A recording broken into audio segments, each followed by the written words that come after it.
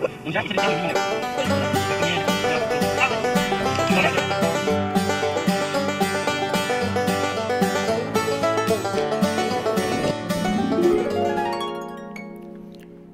bien bonjour à tous et à toutes, c'est Enzo et on se retrouve pour une nouvelle vidéo sur Grimm, pour les petits reporters.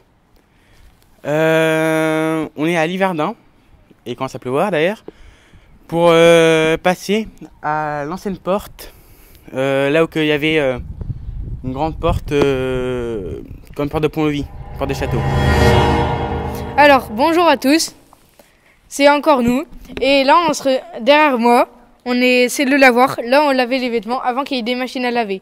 Et on est dans la cité médiévale de Liverdun.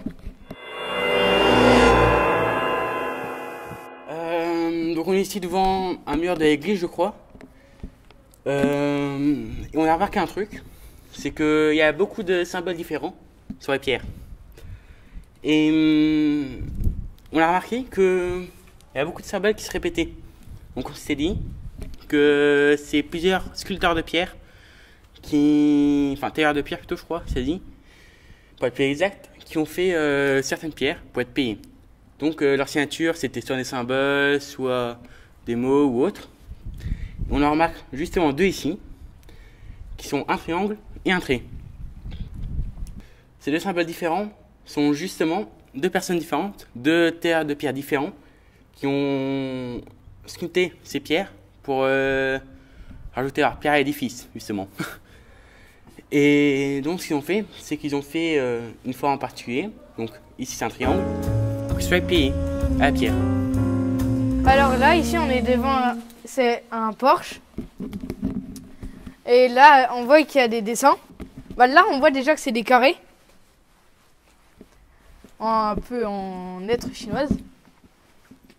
Après, là, il y a un espèce de sapin. Et après, là, tout autour, bah, il y a d'autres dessins qui sont pareils ici.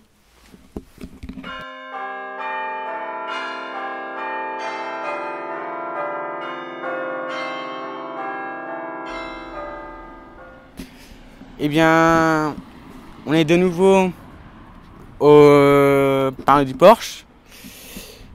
Et je vous fais juste un petit rappel pour vous dire que au Moyen-Âge, il y avait beaucoup plus d'espace pour la religion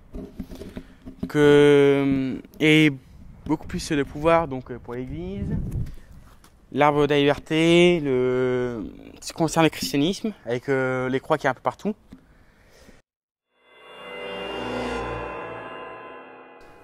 Là, on est devant un endroit où il y a un tailleur de pierre qui taille des pierres pour rénover le patrimoine. Alors là, il y a plusieurs sortes de pierres. Celle-ci, elle est en cylindre. Celle-ci, c'est un peu taillé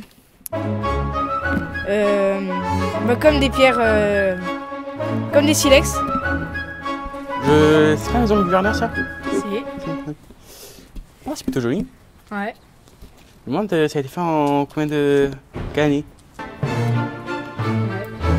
On se retrouve pour un petit aparté sur une belle vue, sur la vue de la protection naturelle de la Moselle, ou en tout cas du château de la Moselle.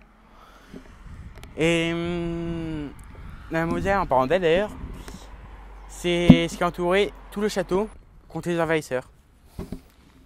Donc ça veut dire qu'on avait une belle vue, une belle protection, et qu'en plus de ça, l'homme a rajouté quelques petites portes par-ci par-là avec des airs, c'est des portes en bois. Donc d'ailleurs on va y aller dans 2 secondes. A tout de suite. Là, ici, là, on est devant l'ancien pont-levis. On peut y voir les anciens trous où il y avait les bras pour soulever le pont avec la chaîne.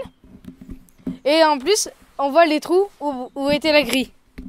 Et là, tout de suite, on va aller retrouver Enzo pour voir une archerie. Voilà, ici, là, Enzo, il est en position de tir. Il est prêt à tirer sur l'ennemi. Imaginez à quoi servaient ces arcades. Oh, qu'est-ce que t'as fait? Alors, ces arcades, à quoi elles servaient? Devinez. Devinez et dites-nous la réponse. Je dirais que... Ah, je sais pas. Est-ce que vous avez la réponse, messieurs, dames? Alors, la réponse est que ça servait à mettre les étals de marché.